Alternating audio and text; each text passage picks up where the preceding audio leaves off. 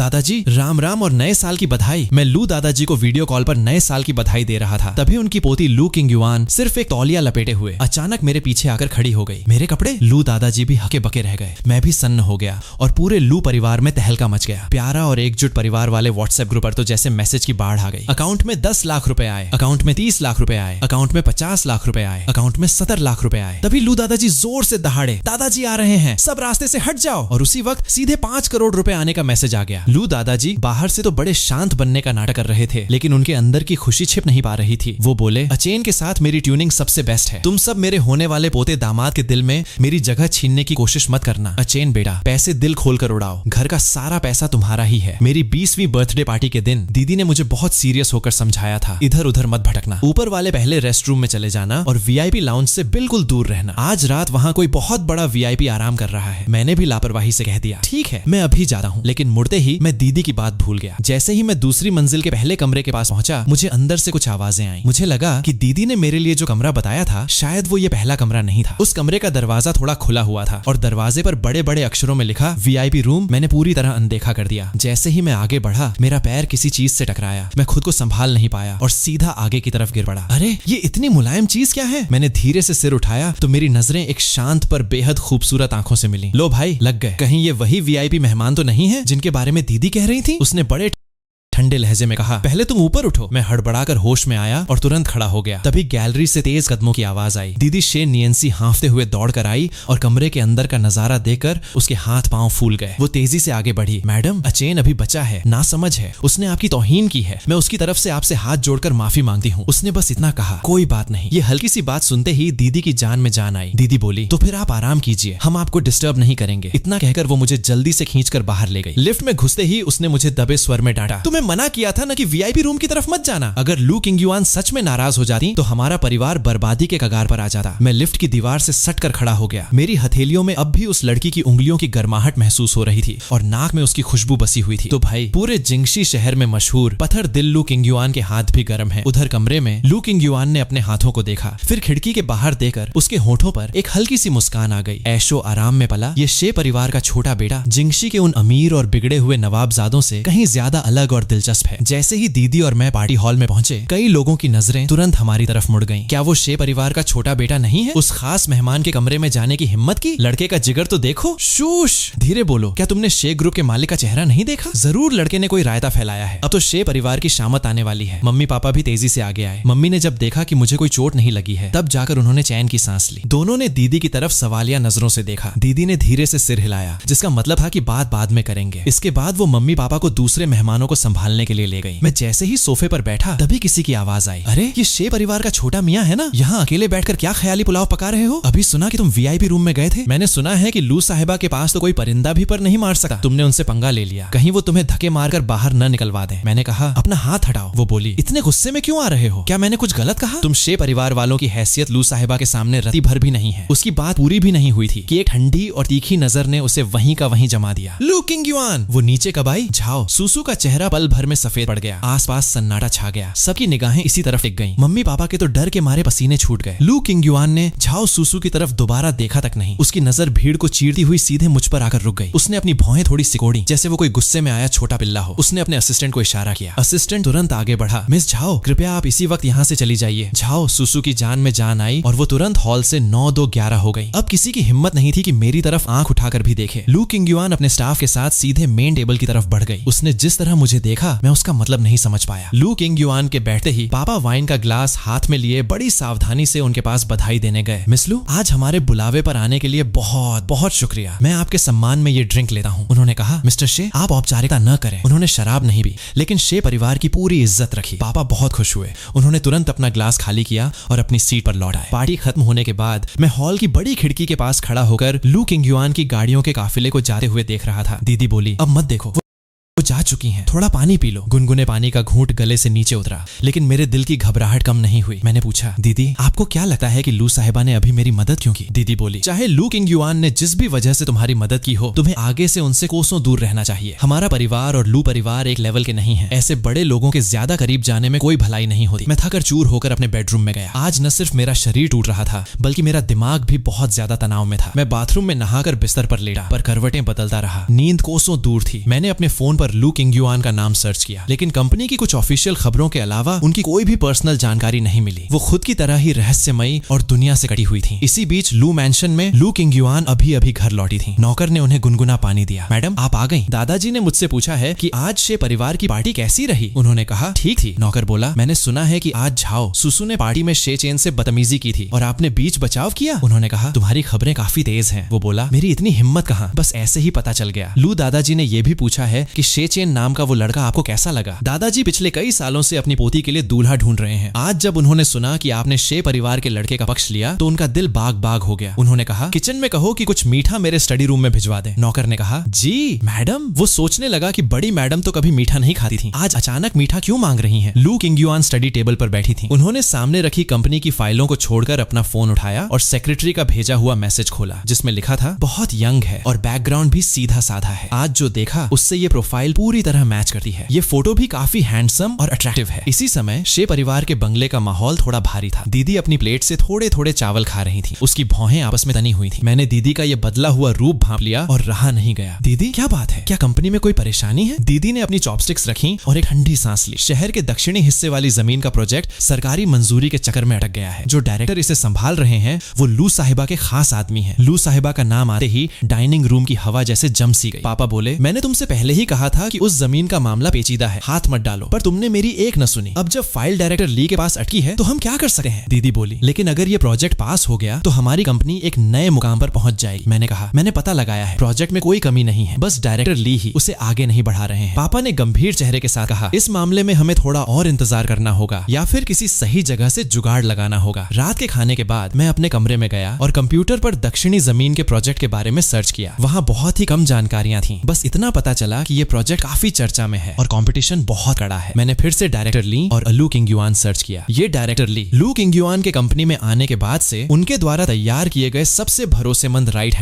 Hand थे। यानी मेरी दीदी जिस मेन बंदे की बात कर रही थी वो लू किंगयुआन का ही आदमी था। मैंने कंप्यूटर बंद किया और कुर्सी पर पीछे टिक गया। मेरा मन कई तरह के विचारों से घिर गया। मुझे पहली बार लू किंगयुआन के रसूख और ताकत का एहसास हुआ, जिसके सामने हमारा शे परिवार बहुत ही छोटा और मामूली नजर आ रहा था। अगली सुबह दीदी जैसे ही ऑफिस पहुंची उसके पास डायरेक्टर ली के ऑफिस से फोन आया। मिस शे, तकलीफ के लिए माफी, कृपया आज सुबह एक बार लू ग्रुप के ऑफिस आ जाइए। दीदी दंग रह गई। उसे लगा शायद उसने गलत सुन लिया है। बार बार कंफर्म करने के बाद उसने बेहद खुशी में फोन रखा और तुरंत घर पर फोन किया। पापा, डायरेक्टर ली ने मुझे लू ग्रुप के ऑफिस बुलाया है। आपको क्या लगता है, क्या मंजूरी मिल गई? मम्मी पापा भी बहुत हैरान थे कि डायरेक्टर ली अचानक कैसे मान गए। सितंबर के महीने में जिंगशी शहर में हल्की ठंड की शुरुआत हो चुकी थी। मैं और लिन सॉन्ग जैसे ही एक ज्वेलरी शॉप में घुसे, काउंटर में रखी एक ब्रेसलेट पर हमारी नजर टिक गई। मैंने कहा देखो ये कैसी है। उसने कहा अगले महीने मम्मी का बर्थडे है, उन्हें गिफ्ट करने के लिए ये काफी सही रहेगी। मैंने कहा चॉइस अच्छी है यार, आंटी को वैसे भी ऐसी सिंपल और क्लासी चीजें पसंद हैं, लेकिन इसकी कीमत तुम्हारे 2 महीने की पॉकेट मनी के बराबर लग रही है। हम दोनों आपस में हंस हंस कर बात कर ही रहे थे कि हमारे पीछे से अचानक एक जानबूझकर की गई तीखी हंसी सुनाई दी। अरे ये तो शे परिवार का छोटा बेटा है ना, क्यों आज से बड़ी मैडम तुम्हारे साथ नहीं आई? मेरे चेहरे की मुस्कान गायब हो गई और मेरी भौहें तन गईं। सुन निंगनिंग, बिल्डिंग मटेरियल किंग सुन झिशियांग की छोटी बेटी, जो शहर के अमीर सर्कल में अपनी बदतमीजी के लिए बदनाम थी। सुन परिवार पहले शे परिवार के भरोसे ही मटेरियल सप्लाई का काम करके अमीर बना था, लेकिन बाद में पैसा आने पर सुन निंगनिंग पूरे सर्कल में दादागिरी करने लगी। खासकर हैंडसम और अमीर लड़कों को परेशान करना उसका शगल था। उसने पहले भी एक पार्टी में मुझसे बदतमीजी की थी। मुझे याद है मेरी दीदी ने उसे वहीं पर चेतावनी दी थी। लगता है वो उसी बात का बदला ले रही थी। मैं और लिन सॉन्ग वहां से निकलने लगे, पर सुन निंगनिंग ने हमारा रास्ता रोक लिया। वो जैसे ही पास आई मुझे हल्की शराब की बू आई। इतनी जल्दी क्या है शे छोटे मियां, जरा इस मिस सुन से बात तो करो। सुना है शे परिवार आजकल डायरेक्टर ली के साथ किसी प्रोजेक्ट की डील कर रहा है। क्या इत्तेफाक है? मेरे पापा और डायरेक्टर ली पुराने दोस्त हैं। मैं अपने पापा से कहकर तुम्हारे परिवार की थोड़ी सिफारिश करवा दूंगी, शायद प्रोजेक्ट पास हो जाए, लेकिन हाँ ये मदद मुफ्त में नहीं होगी। मैंने सुन निंगनिंग का हाथ झटक दिया। पास खड़ा लिन सॉन्ग उसे देखकर मुस्कुराया। सुन निंगनिंग, थोड़ी शर्म करो। तुम्हें क्या लगता है शे परिवार में कोई मर्द नहीं बचा? सुन निंगनिंग के दिमाग पर शायद शराब हावी थी। उसने दांत पीसते हुए कहा, तुम्हारी हिम्मत कैसे हुई मुझे मना करने की? देखना चाहोगे? मैं आज तुम्हें इस मॉल से बाहर नहीं जाने दूंगी। उसके पीछे खड़े चारों बॉडीगार्ड्स ने हमें घेर लिया। मैंने अपना फोन निकाला और ठंडी नजरों से उसे देखा। सुन निंगनिंग, मैं कह रहा हूँ तमीज में रहो, मैं अभी अपनी दीदी को फोन कर रहा हूँ। वो बोली, करो फोन। कौन? मैं भी तो देखूं शे नियंसी मेरा क्या बिगाड़ लेती है। अगर आज तुमने मेरा कहा नहीं माना तो ये बात यहीं खत्म नहीं होगी। जैसे ही उसकी उंगलियां मेरी कलाई को छूने ही वाली थीं। लू साहिबा! सुन निंगनिंग ने चौंक कर पीछे देखा। दुकान के बाहर गैलरी में काले सूट पहने लोगों की एक कतार खड़ी थी और उनके आगे एक बेहद खूबसूरत और प्रभावशाली महिला खड़ी थी। उसने किसी की तरफ नहीं देखा, बस उसकी शांत नजरें दुकान के फायर सेफ्टी और इमरजेंसी गेट्स को देख रही थीं, जैसे वो सिर्फ अपने ग्रुप के इस मॉल का रूटीन चेकअप कर रही हो। लेकिन उसकी उस एक अनजानी नजर ने ही सुन निंगनिंग के होश ठिकाने लगा दिए। लू किंगयुआन! वो डरते डरते लू किंगयुआन के पास गए। उसकी आवाज कांप रही थी। मैडम लू, मुझसे गलती हो गई। आप बड़े दिल वाली हैं, प्लीज मुझे इस बार माफ कर दीजिए। मैं स्तब्ध रह गया। लू किंगयुआन को देखकर मेरा दिल तेजी से धड़कने लगा। लू किंगयुआन ने सुन निंगनिंग की तरफ ध्यान भी नहीं दिया। उसने अपनी नजर मॉल के मैनेजर की तरफ घुमाई। यहाँ का सिक्योरिटी मैनेजमेंट इस तरह काम करता है? मॉल का मैनेजर डर के मारे पीला पड़ गया और झुककर माफी मांगने लगा। माफ कीजिएगा मैडम लू, ये हमारी लापरवाही है, हम इसे तुरंत ठीक करेंगे। इस एरिया के सिक्योरिटी मैनेजर को बुलाओ, 10 मिनट बाद मुझे ऑफिस में रिपोर्ट चाहिए। इतना कहकर उनकी नजर मुझ पर पड़ी। उन्होंने देखा कि मैं वहां बिल्कुल सीधा खड़ा था। उनकी भौहें बहुत ही बारीक तरीके से सिकुड़ गईं। असिस्टेंट चेन, शे के छोटे साहब और उनके दोस्त को घर छोड़कर आओ। जी मैडम लू। चेन शुएनिंग ने एक कदम आगे बढ़ाया और मेरे व लिन सॉन्ग की तरफ इशारा किया। मिस्टर शे, मिस्टर लिन, कृपया मेरे साथ आइए। मैं होश में आया। मैं लू किंगयुआन को शुक्रिया कहना चाहता था, पर देखा कि वो गैलरी के कोने से ओझल हो चुकी थी। सुन निंगनिंग ने राहत की सांस ली और तुरंत वहां से भाग खड़ी हुई। मैं चेन शुएनिंग के साथ नीचे गया। वो हमें एक लिफ्ट के पास ले गई। मैंने देखा कि अंदर लाल रंग का कारपेट बिछा था और दीवारों पर खूबसूरत पेंटिंग्स थीं, जो आम लिफ्ट से बिल्कुल अलग थीं। मिस्टर शे,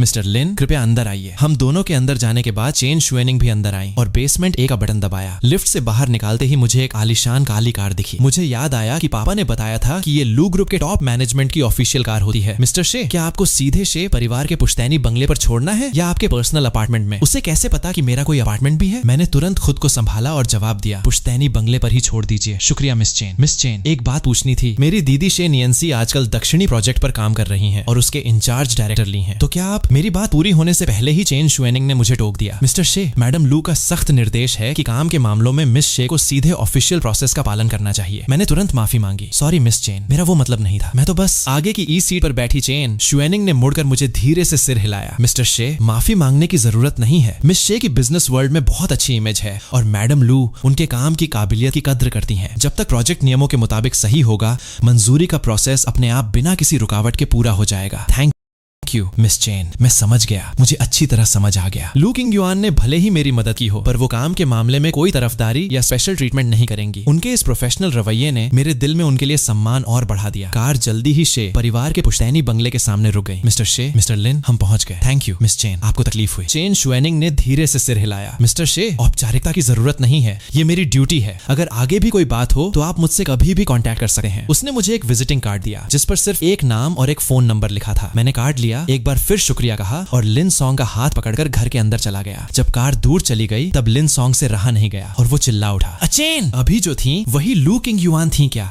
बाप रे, वो कितनी खूबसूरत हैं। बिल्कुल ऐसा लगा जैसे कोई कॉमिक्स की हीरोइन असल जिंदगी में सामने आ गई हो। धीरे बोलो यार, अगर पापा ने सुन लिया तो फिर से लेक्चर शुरू हो जाएगा। इसमें लेक्चर की क्या बात है? मैं सच कह रहा हूँ, मुझे लगता है लू साहिबा तुम में इंटरेस्टेड हैं। तुमने देखा उन्होंने तुम्हें किस तरह देखा? वो नजर दूसरों से बिल्कुल अलग थी। और तो और उन्होंने स्पेशल तौर पर अपनी असिस्टेंट को तुम्हें घर छोड़ने भेजा। ऐसा वीआईपी ट्रीटमेंट हर किसी को नहीं मिलता। कुछ भी मत बोलो, वो तो बस वहां से गुजर रही थी तो उन्होंने इंसानियत के नाते मदद कर दी। उनकी जैसी पोजीशन वाली महिला ने न जाने कितने बड़े बड़े मर्द देखे होंगे, वो मुझ में क्यों इंटरेस्ट लेंगी? कहने को तो मैंने कह दिया, पर मेरे दिल में भी एक हलचल सी मच गई थी। मुझे थोड़ा सा अट्रैक्शन क्यों फील हो रहा था? इसी समय मॉल के ऑफिस में लू किंगयुआन सोफे पर बैठी थी और उनके हाथ में गर्म चाय का कप था। सिक्योरिटी मैनेजर थर थर कांपते हुए सुधार के प्लान्स बता रहा था। लू किंगयुआन ने अचानक कहा, तुम्हारे इलाके में कोई हंगामा कर रहा था और तुम्हें खबर तक नहीं थी? सिक्योरिटी मैनेजर ने झुककर माफी मांगी। सॉरी मैडम लू, ये मेरी गलती है, मैं अभी इस पर एक्शन लेता हूँ। जरूरत नहीं है, लीगल और ऑडिट डिपार्टमेंट को इन्फॉर्म करो कि सुन परिवार के सभी कंस्ट्रक्शन प्रोजेक्ट्स की बारीकी से जांच की जाए, खासकर दक्षिणी प्रोजेक्ट के उनके टेंडर पेपर्स की। जी मैडम लू, ये आखिरी मौका है, अब जाओ। लू किंगयुआन खिड़की के पास गई। उन्हें मेरा चेहरा याद आया। मैं कभी दूसरों के फटे में टांग अड़ाने वाली इंसान नहीं हूँ, पर आज जब मैंने शे चेन को उस मुसीबत में देखा तो मुझे अचानक इतना गुस्सा क्यों आ गया? वैसे वो लड़का खुद भी उस स्थिति को संभाल सकता था, मेरी मदद के बिना भी। चेन शुएनिंग लू ग्रुप के दक्षिणी दक्षिणी प्रोजेक्ट की फाइलों को रीचेक करो जिसमें शे परिवार का भेजा गया प्रपोजल भी शामिल हो। जी मैडम, मैं अभी अरेंज करती हूँ। मैंने इतने सालों से मैडम लू के साथ काम किया है, पर पहली बार देखा है कि वो किसी परिवार के मामले में इतनी दिलचस्पी ले रही हैं, वो भी तब जब बात किसी ऑफिशियल प्रोजेक्ट की हो। असिस्टेंट के मन में उत्सुकता तो थी, पर वो जानती थी कि उसे अपनी हद में रहना है। वो तुरंत काम के लिए निकल गई। लू किंगयुआन की निगाहें थोड़ी गहरी हो गईं। मैं जानती हूँ कि मुझे शे परिवार के मामलों में ज्यादा ध्यान नहीं देना चाहिए, पर जब भी मुझे अचेन की वो साफ और मासूम आंखें याद आती हैं तो मेरा मन और जानने को करता है। उधर शे परिवार के बंगले में मैं जैसे ही लिविंग रूम में घुसा, मैंने देखा कि पापा और दीदी गंभीर चेहरा लिए सोफे पर बैठे थे। मुझे देखकर पापा खड़े हो गए। अचेन, तुम ठीक तो हो? अभी असिस्टेंट चेन का फोन आया था कि तुम किसी मुसीबत में फंस गए थे। पापा, दीदी, मैं बिल्कुल ठीक हूँ। एन वक्त पर लू साहिबा ने आकर मामला संभाल लिया। मैं सोफे पर बैठ गया और जो कुछ भी हुआ था वो सब सच सच बता दिया। मेरी बात सुनकर पिता का चेहरा और गंभीर हो गया। लू साहिबा वाकई वैसी ही हैं जैसा उनके बारे में सुना जाता है, लेकिन इस बार तुमने उनका एक एहसान ले लिया है। आगे से उनके सामने अपनी बातचीत और व्यवहार का खास ख्याल रखना। पापा, मैं समझ गया। हाँ दीदी। असिस्टेंट चेन ने कहा कि अगर तुम्हारा प्रोजेक्ट नियमों के मुताबिक सही है तो मंजूरी का प्रोसेस बिना किसी दिक्कत के पूरा हो जाएगा। सच में? ये तो बहुत अच्छी बात है। मैं पहले सोच रही थी कि डायरेक्टर ली से बात करना मुश्किल होगा, पर अब लगता है कि लू साहिबा हमारे प्रोजेक्ट को सही मानती हैं। ज्यादा खुश होने की जरूरत नहीं है। लू साहिबा बहुत प्रोफेशनल हैं। वो किसी रिश्ते या इंसान के लिए नियमों से समझौता नहीं करेंगी। तुम्हें अपने प्रपोजल को और बेहतर बनाना होगा ताकि वो हर कसौटी पर खरा उतरे। मैं समझती हूँ पापा। मैंने टीम से कहकर प्रपोजल में बदलाव शुरू करवा दिए हैं। कल ही डायरेक्टर ली को भेज दूंगी। हमें सचमुच लू किंगयुआन का शुक्रिया अदा करना चाहिए। अगर आज वो अचेन से न मिलती तो पता नहीं लड़का कब तक वहां फंसा रहता। और इस हिसाब से देखें तो सुन परिवार का पता अब साफ होने वाला है। रात को खाना खाते समय मेरा ध्यान कहीं और था। दिन की वो तस्वीरें मेरे दिमाग से निकल नहीं रही थी। मैं और लू किंगयुआन दो अलग अलग दुनिया के लोग हैं। वो आसमान की ऊंचाइयों पर बैठी महिला हैं। हमारे परिवारों की हैसियत में जमीन आसमान का फर्क है। मुझे उनके बारे में ऐसी फालतू बातें नहीं सोचनी चाहिए। खाना खाने के बाद मैं कमरे में आया और चेन शुएनिंग का दिया हुआ वो कार्ड निकाला। बहुत देर सोचने के बाद मैंने उस कार्ड को स्टडी टेबल के ड्रायर में रख दिया। मुझे खुद से कभी उन्हें कांटेक्ट नहीं करना चाहिए, मिस चेन को भी नहीं, जब तक कि कोई बहुत बड़ी मुसीबत न आए। इसी समय लू किंगयुआन अपने स्टडी रूम में आई। चेन शुएनिंग पहले ही सारी फाइल्स टेबल पर रख चुकी थी। मैडम लू, शे परिवार की सारी डिटेल्स यहाँ हैं। शे शियांग एक बहुत ही दूरदर्शी बिजनेसमैन है। शुरुआत में उन्होंने रियल एस्टेट से पैसा कमाया, बाद में फाइनेंस और टेक्स सेक्टर में आ गए। उनकी साख बहुत अच्छी है। शे नियंसी उनकी बड़ी बेटी हैं। वो काफी काबिल हैं। इस बार के दक्षिणी स्मार्ट पार्क प्रोजेक्ट पर उनकी टीम ने 3 महीने तक लगातार काम किया है और प्रपोजल वाकई काफी इनोवेटिव है। शे चेन परिवार का छोटा बेटा है जो फिलहाल यूनिवर्सिटी में इंजीनियरिंग की पढ़ाई कर रहा है और उसका स्वभाव थोड़ा अंतर्मुखी है। लू किंगयुआन ने फाइल्स को पलटना शुरू किया और जैसे ही मेरी फोटो सामने आई उनकी नजरें वहीं टिक गईं। शे चेन ने कॉलेज के दौरान कई चैरिटी इवेंट्स में हिस्सा लिया है और गरीब बच्चों की मदद के लिए एक फाउंडेशन भी बनाया है। उसके एक डिजाइन को इंटरनेशनल इलेक्ट्रॉनिक डिजाइन कंपटीशन में ग्रैंड प्राइज भी मिल चुका है। मुझे नहीं पता था कि शे चेन न सिर्फ बाहर से इतना साफ सुथरा है बल्कि उसका दिल भी इतना आने का है और वो टैलेंटेड भी है। मुझे पहले लगता था कि इस रईस सर्कल के सारे लड़के सिर्फ चालबाजियां करना जानते हैं, पर अब मेरा नजरिया थोड़ा बदल रहा है।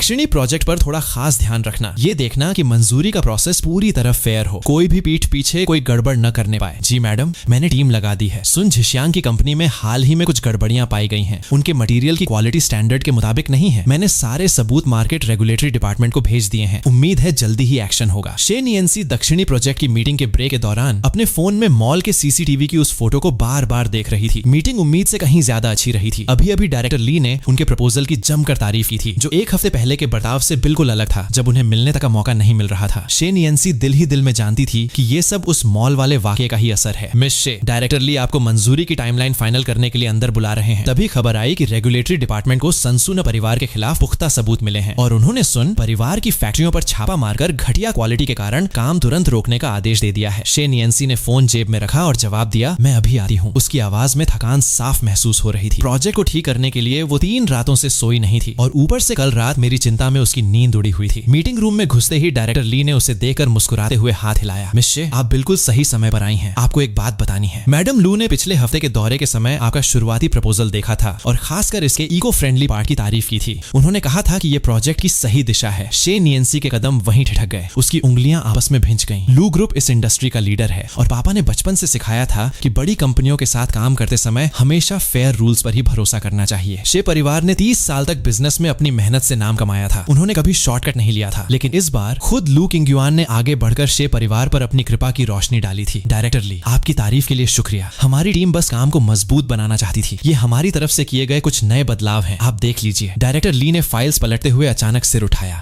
मिस शे, मैं सिर्फ तारीफ के लिए नहीं कह रहा। आपका ये प्रपोजल सिर्फ किस्मत के भरोसे पास नहीं हुआ है। मैडम लू की नजर कितनी पारखी है, ये हम दोनों जानते हैं। पिछले साल वेस्ट सिटी वाले प्रोजेक्ट में 3 बड़ी कंपनियों के प्रपोजल्स उन्होंने रिजेक्ट करके वापस भेज दिए थे। खैर जो भी हो, जब मैडम लू ने खुद आप पर ध्यान दिया है तो आपको अपनी 120% मेहनत लगानी होगी। वैसे कल मॉल में जो हुआ वो भी मैंने सुना। सुन निंगनिंग उस बदतमीज लड़की का तो अब खेल खत्म समझो। तो लू किंग-युआन का अचेन की मदद करने का किस्सा अब कोई राज नहीं रह गया था। मेरा छोटा भाई ना समझ है, उसने मैडम लू को फालतू की परेशानी दी। लू ग्रुप के ऑफिस से बाहर निकलते ही ड्राइवर शाओ चेन ने कार साइड में लगाई। मिस शे, कंपनी चलना है या छोटे साहब के कॉलेज? पहले पुश्तैनी बंगले से कुछ सामान लेना है, फिर कंपनी चलेंगे। पापा, हमें मिस लू से मिलना है, पर हमारा कोई एडवांस अपॉइंटमेंट नहीं है। और वैसे भी सब जानते हैं कि लू किंग-युआन कभी किसी अनजान से आसानी से नहीं मिलती। शे नियंसी ने सीट बेल्ट बांधी और उसकी नजरें गंभीर हो गईं। अचेन के मामले में खुद जाकर शुक्रिया कहना जरूरी है। रही बात अपॉइंटमेंट की, तो पापा ने पुराने कॉन्टैक्ट से बात की थी। मैडम लू मिलने के लिए मान गई हैं। कार बंगले के सामने रुकी। पिता शे शियांग बाहर ही खड़े उनका इंतजार कर रहे थे। सामान तैयार है। तुम्हारे दादाजी के जमाने की एक पुरानी पेंटिंग है जिसके पूरे सर्टिफिकेट साथ में है। ये बस एक साधारण सा तोहफा है जो हमारे शे परिवार की तरफ से एक सम्मान का प्रतीक है। पापा, आप मेरे साथ क्यों नहीं चल रहे? मैं इस बूढ़ी हड्डियों के साथ वहां जाकर क्या करूंगा? मैडम लू तुमसे अकेले मिलेंगी तो उन पर कोई प्रेशर नहीं होगा। याद रखना, कम बोलना, ज्यादा सुनना, शुक्रिया कहकर तुरंत निकल आना। प्रोजेक्ट की बात बिल्कुल मत छेड़ना। रही बात अचेन की, तो मैंने अंकल चांग से कहकर उसे कॉलेज भिजवा दिया है। तुम चिंता मत करो। दोपहर 2:15 पर शे नियंसी लू ग्रुप की बिल्डिंग के सामने खड़ी थी। उसने कई बार अपने कपड़े ठीक किए। हथेलियों का पसीना उसकी घबराहट साफ बयां कर रहा था। ड्राइवर शाओ चेन साथ अंदर जाना चाहता था, पर उसने मना कर दिया। तुम कार में ही मेरा इंतजार करो। लॉबी में घुसते ही इंफॉर्मेशन मिलने पर असिस्टेंट उसे लिफ्ट की तरफ ले गया। मैडम लू 16वीं मंजिल पर बैठती हैं। दोपहर 3 बजे उनकी एक मीटिंग है। आपके पास सिर्फ 15 मिनट का समय है। शे नियंसी ने सिर हिलाया। असिस्टेंट ने उसे सीईओ ऑफिस के दरवाजे पर ले जाकर रोका। मैडम लू, शे परिवार से मिस शे नियंसी आई हैं। अंदर से एक ठंडी आवाज आई, आने दो। शे नियंसी ने एक गहरी सांस ली और दरवाजा खोलकर अंदर चली गई। लू किंग-युआन सिर झुकाकर कुछ फाइल्स देख रही थी। मैडम लू, आपके काम में खलल डालने के लिए माफी। मैं शे नियंसी हूँ। कल मेरे भाई को मॉल में जो परेशानी हुई थी उसमें आपने जो मदद की उसके लिए मैं खास तौर पर शुक्रिया अदा करने आई हूँ। लू किंग-युआन ने तुरंत सिर नहीं उठाया। करीब 3 सेकंड बाद उन्होंने धीरे से नजरें उठाई। बैठो। शे नियंसी टेबल के सामने रखी कुर्सी पर बैठ गई। चेन शुएनिंग ने अंदर आकर उसके सामने गर्म चाय रखी। ये सामान वापस ले जाओ, मैं कभी गिफ्ट्स नहीं लेती। मैडम लू, ये कोई कीमती तोहफा नहीं है, बस हमारी तरफ से एक छोटा सा आदर है। मैंने सुना है कि आपको आर्ट और कैलीग्राफी पसंद है। ये हमारे परिवार की पुरानी धरोहर है। इसकी कोई कमर्शियल वैल्यू नहीं है। मिस शे, कल जो हुआ वो बस एक इत्तेफाक था। मैं मॉल के दौरे पर थी और जब मैंने सुन निंगनिंग को तमाशा करते देखा तो उसे रोकना मेरी जिम्मेदारी थी। इसका तुम्हारे भाई से कोई लेना देना नहीं है। अगर तुम्हें लगता है कि इस बात का फायदा उठाकर तुम मुझसे कोई डील कर सकती हो या अपने प्रोजेक्ट के लिए कोई रियायत पा सकती हो तो तुम गलत सोच रही हो। मैडम लू, मेरा ऐसा कोई इरादा नहीं है। हमारा प्रपोजल हमारी टीम की 3 महीने की कड़ी मेहनत का नतीजा है। हम किसी भी जांच के लिए तैयार हैं। मैं आज सिर्फ और सिर्फ अपने भाई की तरफ से शुक्रिया कहने आई हूँ। इसके अलावा कोई और बात नहीं है। लू किंग-युआन ने उसे कुछ सेकंड शांत होकर देखा, फिर अचानक बात का रुख बदलते हुए कहा, मैंने तुम्हारा दक्षिणी प्रोजेक्ट का प्रपोजल देखा है। डिजाइन काफी अच्छा है। मौसम के हिसाब से जो बदलाव किए गए हैं और स्मार्ट मैनेजमेंट सिस्टम का जो मॉड्यूल बनाया है वो सही है। उसमें फालतू की टेक्नोलॉजी का दिखावा नहीं है। आपकी इस तारीफ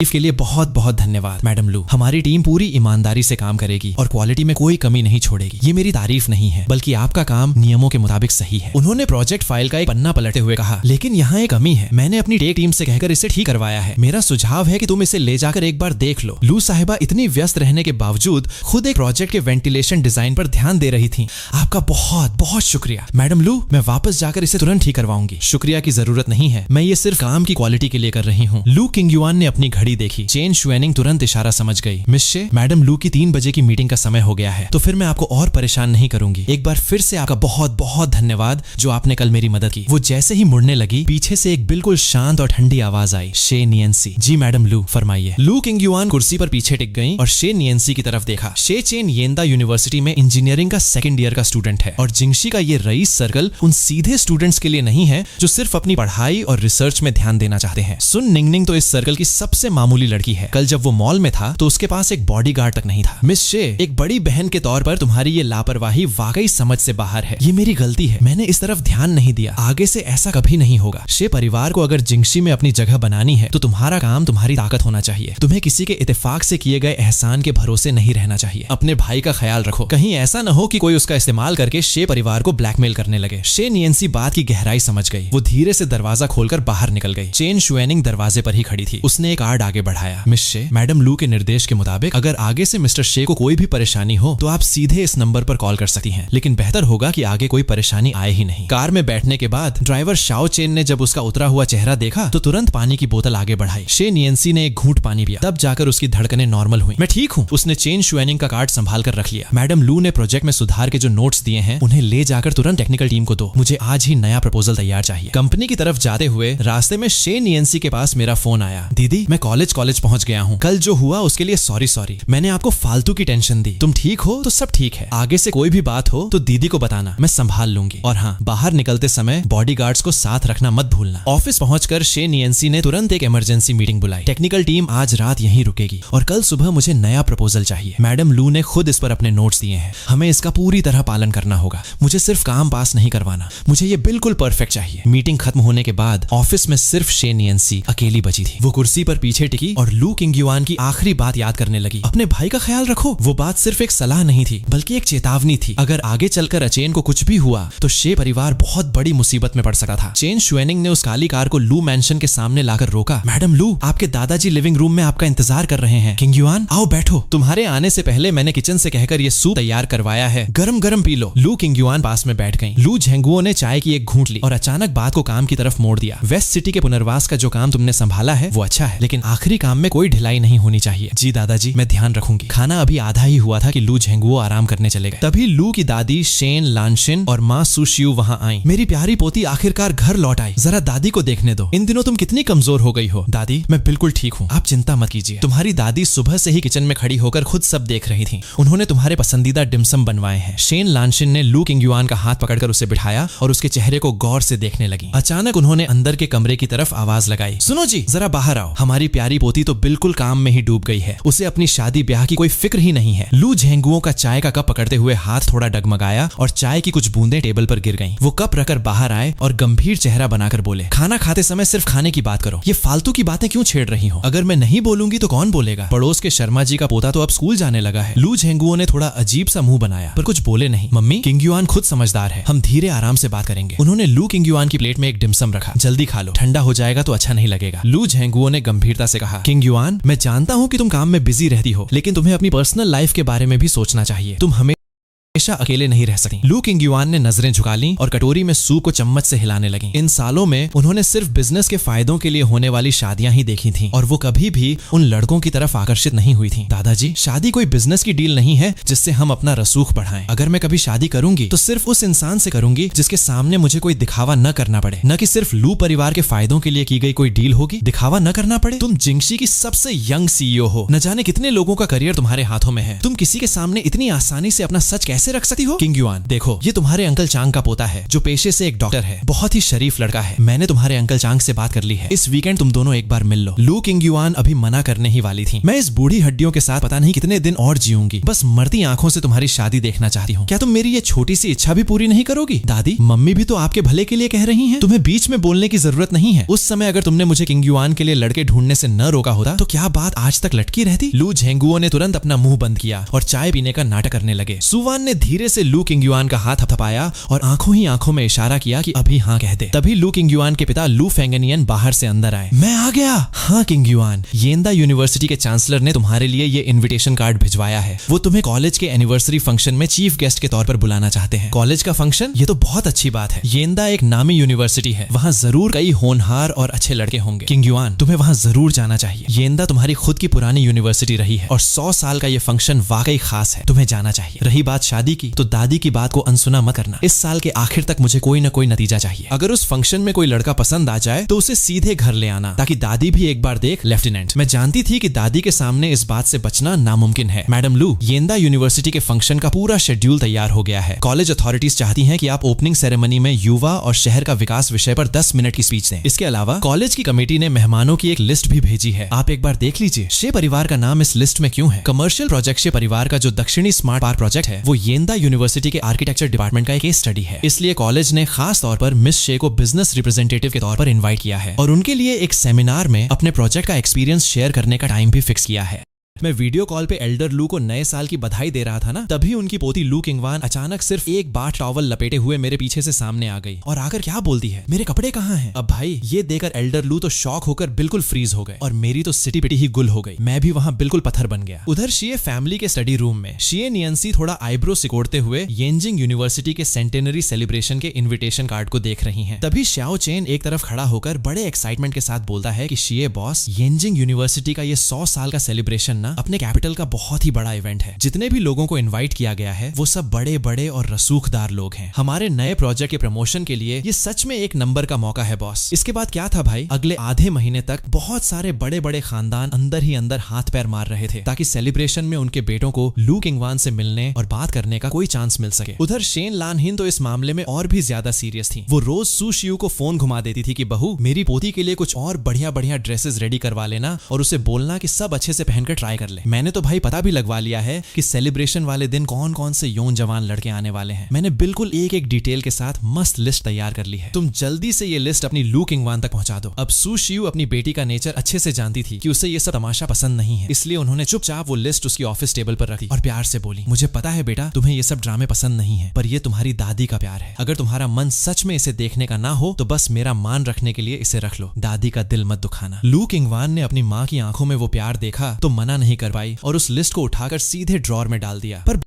बात वही है ना भाई, वो ड्रॉर उसके बाद फिर कभी खुला ही नहीं। खैर, जब सेलिब्रेशन का दिन आया तो लू किंगवान चीफ गेस्ट के तौर पर स्टेज पर स्पीच देने के लिए आई। पोडियम पर आकर वो बोली, रेस्पेक्टेड टीचर्स, प्यारे स्टूडेंट्स और यहाँ आए हुए सभी मेहमानों, आप सभी को मेरी तरफ से गुड मॉर्निंग। अब मैं अभी ठीक से संभल भी नहीं पाया था कि अचानक मेरे कानों में डायरेक्टर शिए और प्रोफेसर झांग की आवाज गूंजी, क्यों भाई, रेडी हो ना? चलो चलो, अब बुके देने का टाइम हो गया है। मैंने भाई एक लंबी गहरी सांस ली और प्रोफेसर झांग के हाथ से वो फूलों का बुके पकड़ लिया। लाइन से लेकर स्टेज तक का डिस्टेंस वैसे तो बस कुछ ही मीटर का था यार, पर कसम से मुझे अपने दिल की धड़कन साफ साफ सुनाई दे रही थी। मैंने स्टेज पर जाकर बोला, लू बॉस, हेलो। लू किंगवान ने हाथ बढ़ाकर जैसे ही बुके लिया, उनका हाथ गलती से मेरे हाथ से टच हो गया। भाई मैं तो एक झटके में ऐसे पीछे हटा जैसे किसी ने 440 वोल्ट का करंट मार दिया हो। फिर खुद को संभाल कर जो रटा मार के गया था वही बोलना शुरू किया कि येंजिंग यूनिवर्सिटी का स्टूडेंट होने के नाते इस 100 साल के ऐतिहासिक सेलिब्रेशन का गवाह बनना हमारे लिए बड़े ही गर्व की बात है और उससे भी बड़ी खुशकिस्मती ये है कि हमें आपकी स्पीच सुनने का मौका मिला। आपकी बातों ने हमें ये सिखाया है कि आज के यूथ को। अब भाई आगे की लाइन मेरे दिमाग से बिल्कुल स्लिप हो गई, मैं अटक गया। तभी सामने से लू किंगवान ने धीरे से बोला, अपने दिल में देश के लिए जज्बा रखना चाहिए और इस दौर की जिम्मेदारी उठानी चाहिए। भाई साहब, मैंने एक झटके में अपना सिर ऊपर उठाया जैसे किसी डूबते को तिनके का सहारा मिल गया हो और तुरंत उनकी लाइन दोहराई कि अपने दिल में देश के लिए जज्बा रखना चाहिए और इस दौर की जिम्मेदारी उठानी चाहिए। हम हमेशा आपको अपना रोल मॉडल मानकर चलेंगे और पढ़ाई लिखाई में खुद को और बेहतर बनाने की पूरी कोशिश करेंगे ताकि अपने देश की तरक्की में अपना छोटा सा योगदान दे सकें। Thank you so much. लू बॉस ने थोड़ा सा सिर हिलाया। उधर मेरे चेहरे पर 12 बज रहे थे। मैंने थोड़ा शर्मिंदा होकर कहा, आई एम रियली सॉरी लू बॉस। अभी मैं थोड़ा ब्लैंक हो गया था,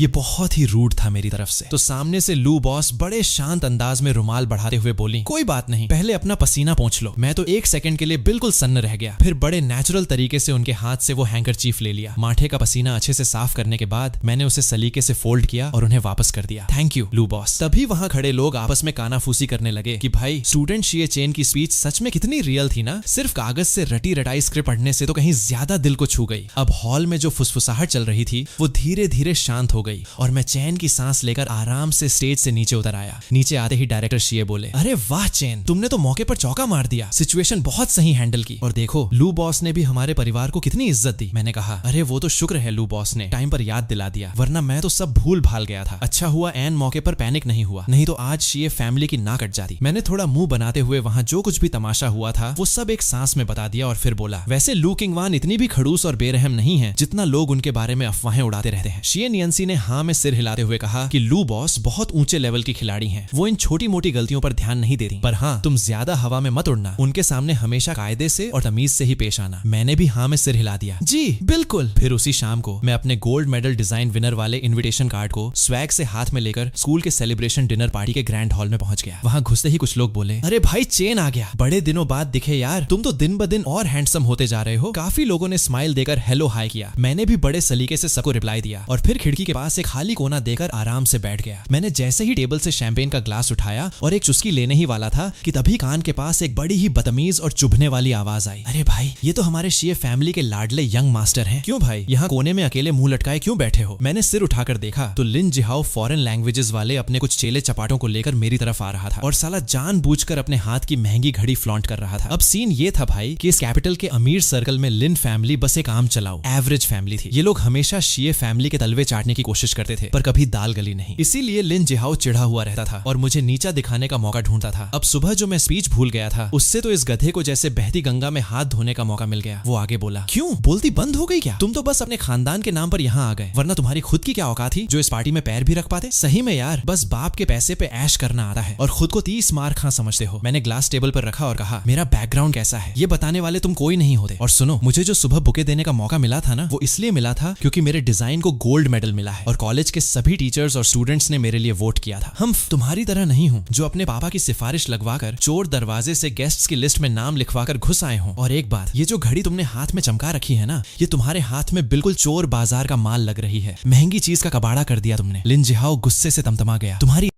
इतनी हिम्मत कि तुम मुझसे इस टोन में बात करो? मैंने हंसते हुए कहा, मिस्टर लिन जरा पैर जमा के खड़े रहो, कहीं अभी चक्कर खा के गिर पड़े ना तो तुम्हारे पापा कल आकर रोएंगे कि मैंने तुम्हें डांट दिया। तभी पीछे से एक कड़क आवाज आई, मिस्टर लिन पब्लिक प्लेस में अपनी जुबान और तमीज का थोड़ा ध्यान रखिए। आवाज सुनते ही लिन जिहाओ के तोते उड़ गए। लू बॉस! अरे मैं तो बस स्टूडेंट शिये के साथ ऐसे ही मजाक मस्ती कर रहा था, बस इसके गोल्ड मेडल जीतने की खुशी मना रहे थे हम तो। लू किंगवान ने उसे घूरते हुए कहा, मिस्टर लिन की परवरिश कैसी है? ये तो उनके फादर को ही अच्छे से सिखाना चाहिए। इसके बाद लू किंगवान ने अपनी असिस्टेंट चेन शुएनिंग को धीरे से एक इंस्ट्रक्शन दिया जिसे सुनते ही लिन जिहाओ का चेहरा बिल्कुल हल्दी की तरह पीला पड़ गया। तभी फ्लैशबैक में वही सुबह वाला सीन दिमाग में घूमा कि जब मैं वीडियो कॉल पे एल्डर लू को नए साल की बधाई दे रहा था तभी उनकी पोती लू किंगवान अचानक सिर्फ एक बार टॉवल लपेटे हुए मेरे पीछे से सामने आ गई थी और पूछ रही थी कि मेरे कपड़े कहाँ हैं। एल्डर लू शॉक होकर फ्रीज हो गए थे और मैं भी वहां बिल्कुल पत्थर बन गया था। वापस प्रेजेंट में आते ही मैंने बड़े सलीके से कहा, थैंक यू लू बॉस, सुबह स्टेज पर मेरी लाज रखने के लिए आपका बहुत बहुत शुक्रिया। मैंने बड़े तमीज से लू किंगवान को थैंक यू बोला। अब लिन जिहाओ ने जब ये नजारा देखा कि लू बॉस तो मेरे साथ इतनी नरमी से बात कर रही हैं तो उसका मुंह और छोटा हो गया। वो अपना सा मुंह लेकर अपने दोस्तों के साथ दुम दबाकर वहां से निकल गया। लू किंगवान मुझसे बोली, वैसे तुमने अभी बहुत सही तरीके से जवाब दिया, ना ज्यादा एटीट्यूड दिखाया और ना ही दबे। मैंने कहा, वो खुद ही आकर फालतू में पंगा ले रहा था। वो मुस्कुराई, मोमो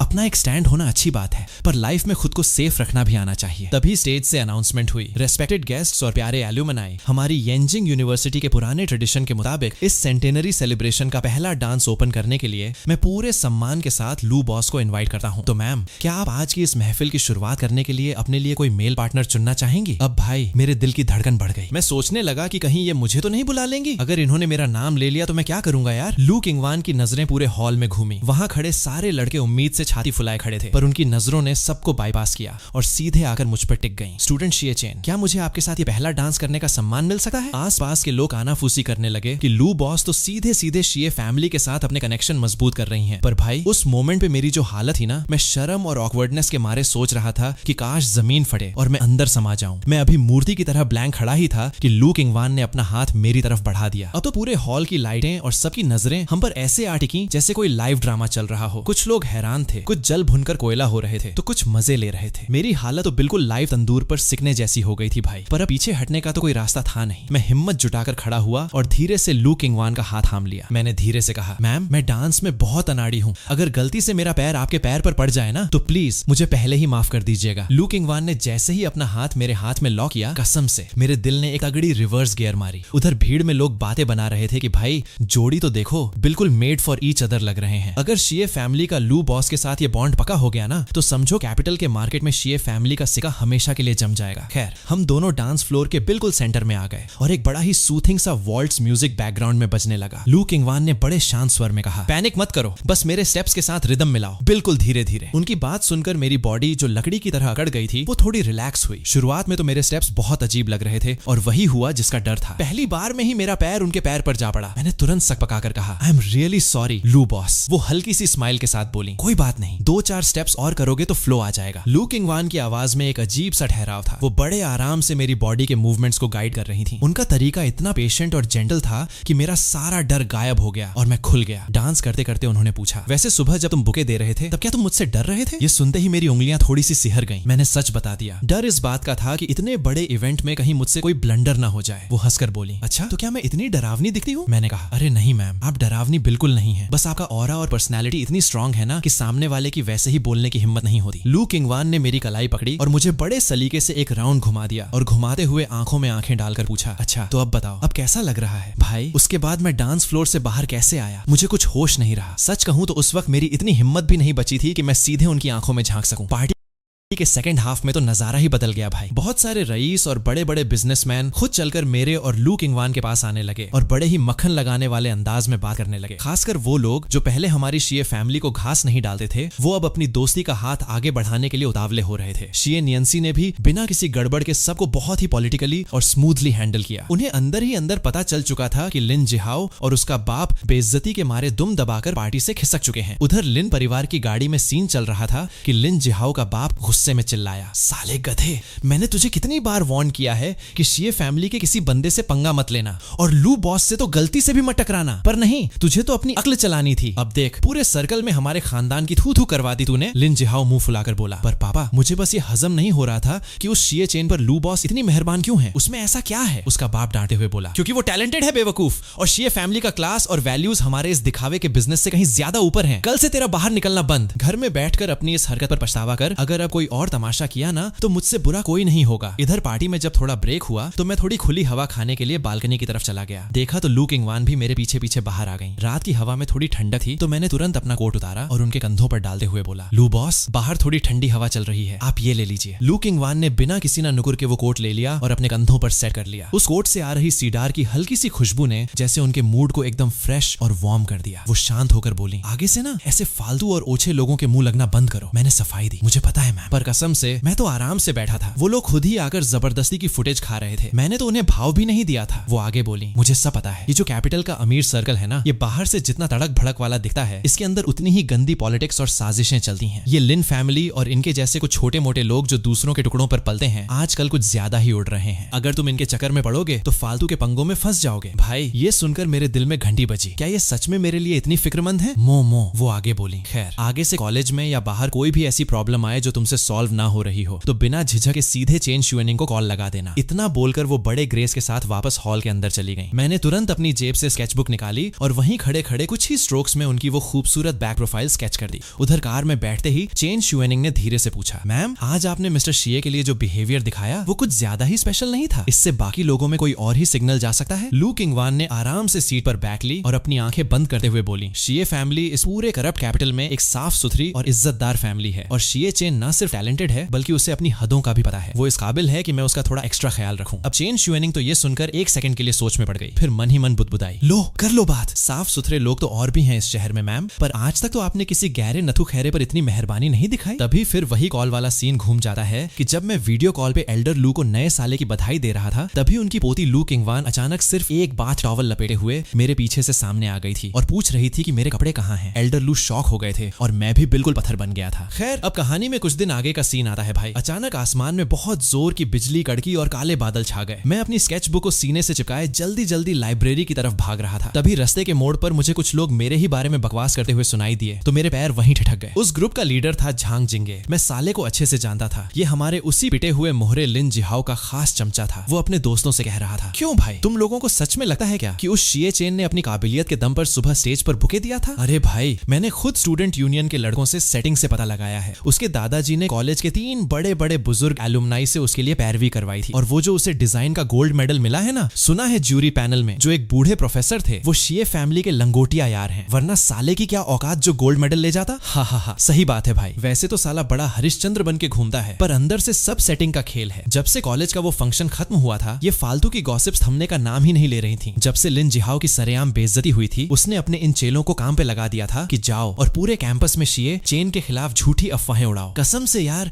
ऐसी फालतू बातों पर भी कुछ गधे यकीन कर लेते हैं। ये सोचकर हंसी भी आती है और तरस भी। मैं सीधे उनके सामने जाकर खड़ा हो गया और बोला, अरे वाह सीनियर झांग, आपकी जासूसी तो कमाल की है यार। यहाँ तक कि मेरे दादाजी ने किन 3 एल्यूमनाई से बात की, इसकी भी आपने मनगढ़ंत स्क्रिप्ट एकदम सस्पेंस थ्रिलर की तरह तैयार कर ली। पर शायद आपकी अधूरी नॉलेज को मैं करेक्ट कर दूं कि बुके देने वाले का नाम पूरे कॉलेज की ओपन वोटिंग से तय हुआ था और वो रिजल्ट पूरे 7 दिन तक मेन नोटिस बोर्ड पर चिपका हुआ था। अगर सीनियर की आंखें कमजोर हैं या आपने नहीं देखा तो कहो तो लिंक व्हाट्सएप कर दूं। और रही बात उस गोल्ड मेडल के जजेस की, तो वो लिस्ट भी यूनिवर्सिटी की वेबसाइट पर पब्लिक है। और जिस बूढ़े प्रोफेसर को आप मेरे दादाजी का लंगोटिया यार बता रहे हैं ना, वो पिछले साल ही फॉरेन यूनिवर्सिटी से रिटायर होकर इंडिया आए हैं और मेरी उनसे पहली मुलाकात पिछले हफ्ते ही हुई थी। लेकिन सीनियर झांग, इन सब बातों को छोड़ो। पिछले महीने जो फॉरेन लैंग्वेजेस इंस्टीट्यूट का पोएट्री कंपटीशन हुआ था, उसमें जो आपको फर्स्ट प्राइज मिला था, वो जुगाड़ कैसे सेट हुआ था, ये तो आपके जमीर को अच्छे से पता होगा ना। झांग जिंगे का पारा चढ़ गया। तू मुझ पर झूठा इल्जाम मत लगा, वो मैंने अपनी मेहनत से जीता था, मैंने हंसते हुए कहा। ओहो, यानी मैं जीतूं तो जुगाड़ और सिफारिश, और आप जीतो तो कड़ी मेहनत। कमाल है यार। और वैसे भी मैंने तो बस एक सीधा सा सवाल पूछा था, आप इतना हाइपर होकर मिर्ची क्यों खा रहे हो? तभी उसके दोस्त उसका हाथ खींचते हुए बोले, छोड़ो यार झांग, इसके मुंह मत लगो, हमें वैसे भी लाइब्रेरी में काम है, चलो यहाँ से। झांग जिंगे ने मुझे एक खूंखार लुक दिया और पैर पटकता हुआ अपने दोस्तों के साथ आगे बढ़ गया। जब मैं लाइब्रेरी से अपना सारा सामान पैक करके बाहर निकला तो भाई साहब, बाहर तो मौसम ने पलटी मार दी थी। तेज ठंडी हवा के साथ मूसलाधार बारिश होने लगी, जिसने 1 सेकंड में मेरे आगे के बाल गीले कर दिए। मैं सोचने लगा कि सुबह जब घर से निकला था तब तो कड़क धूप थी, अचानक ये आफत कहां से बरसने लगी। और सबसे बड़ी दिक्कत ये कि मैं आज अम्ब्रेला लाना भी भूल गया था। मैंने थोड़ा चिढ़कर अपनी आईब्रो सिकोड़ दी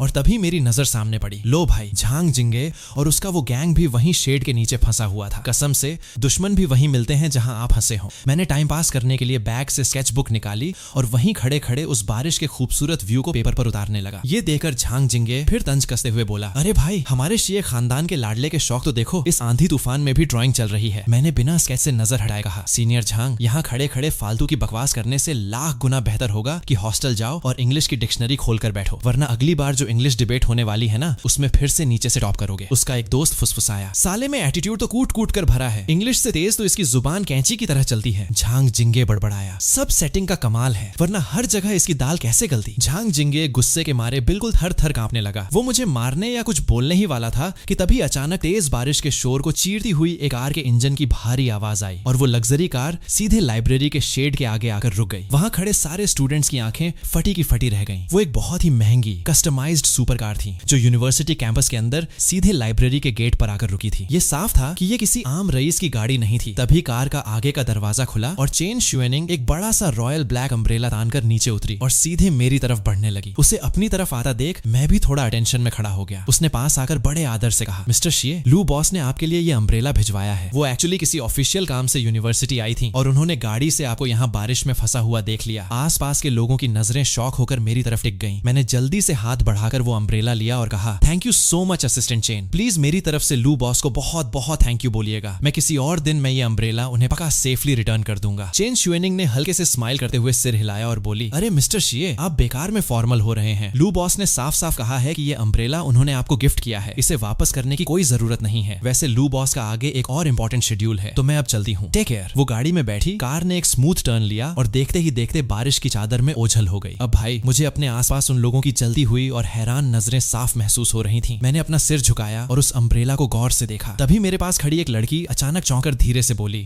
अम्ब्रेला पर लोगो है। वो बेचारी अभी अपनी बात पूरी भी नहीं कर पाई थी कि उसकी सहेली ने झटके से उसका हाथ खींचा और मुंह पर उंगली रखकर उसे चुप रहने का इशारा किया कि फालतू मत बोल। मैंने जब अम्ब्रेला के लेदर हैंडल को ध्यान से देखा तो उसके ऊपर चांदी से नक्काशी किया हुआ एक बहुत ही क्लासी और छोटा सा सिल्वर लोगो बना हुआ था। भाई, वो कोई आम लोगो नहीं था, वो खुद लू किंगवान का अपना पर्सनल और एक्सक्लूसिव फैमिली लोगो था। ये देखकर तो भाई झांग जिंगे का चेहरा बिल्कुल मुर्दे की तरह सफेद पड़ गया। वो डर के मारे चुपचाप खिसकर लाइब्रेरी के गहरे कोने में जाकर छुप गया। अब उसे समझ आ चुका था कि कॉलेज सेलिब्रेशन वाले दिन उस पावरफुल लेडी ने जो सरेआम शिए चेन का साथ दिया था, वो कोई इत्तेफाक या वन टाइम मजाक नहीं था। अब उसके दिमाग में बस एक ही डर सता रहा था कि जो गंदी अफवाहें उसने पूरे कैंपस में फैलाई हैं, कहीं उसके लिए शिए चेन अब उसका करियर बर्बाद करके उससे तगड़ा बदला न ले लें।